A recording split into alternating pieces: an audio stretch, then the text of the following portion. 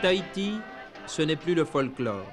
C'est la fin d'une belle histoire entre les militaires français et les colliers de fleurs du Pacifique. Aujourd'hui, la technique a définitivement pris le pas et en Polynésie française, on ne parle plus que de rentabilité.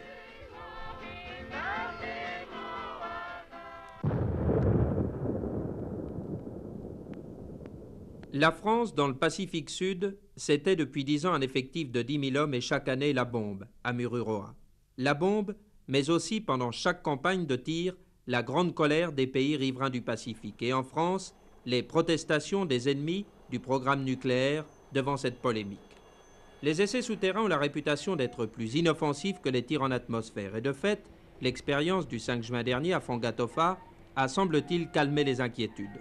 Le tir Achille, au fond d'un puits de 623 mètres, a montré que le massif corallien de ces atolls piégeait parfaitement les produits radioactifs, réduisant presque totalement les risques d'une contamination. De même, la sécurité sismique paraît parfaitement assurée. Nous estimions lors des tirs aériens, et je crois que nous l'avons démontré à tous les gens de bonne foi dans le monde entier, que nos essais n'étaient pas dangereux et en aucun cas ne mettaient en péril la santé des populations. Il n'en restait pas moins une certaine radioactivité que nous libérions dans l'atmosphère. Désormais, on a résolu intégralement le problème. La radioactivité, maintenant, elle est à Fangatofa, elle est à plus de 600 mètres sous terre et elle y restera pour l'éternité. Le coût moyen d'un tir souterrain est évalué à 40 millions de francs, un prix qui dépasse de loin celui d'une expérience aérienne estimée à 17 millions. La seule manière de compenser cette hausse est donc de limiter les frais de fonctionnement du dispositif nucléaire en Polynésie. Les effectifs militaires tomberont à 3000 hommes en 1977 et toute l'infrastructure logistique installée à Tahiti sera regroupée à Mururoa.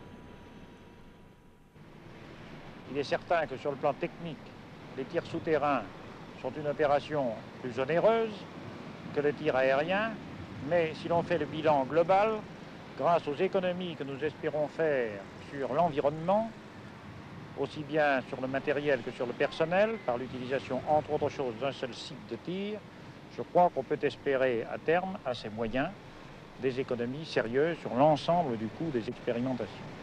Le repli du centre d'expérimentation du Pacifique affectera sans doute profondément l'économie polynésienne. Comment pourrait-il en être autrement dans un pays où les activités liées aux essais nucléaires représentent la moitié du produit intérieur brut, évalué à 35 milliards de francs pacifiques, et où 13% de la main-d'œuvre locale est employée par le CEA ou le CEP.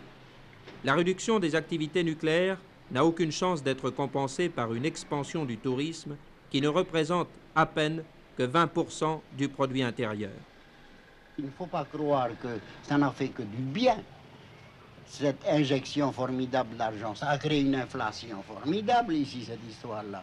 Vous pouvez constater vous-même combien c'est cher tout à Tahiti actuellement. 10 ans de bombes à Tahiti ont en effet habitué la Polynésie à vivre au-dessus de ses moyens. Après le repli des militaires sur Mururoa, le Tahitien, lui, saura-t-il demain faire machine arrière?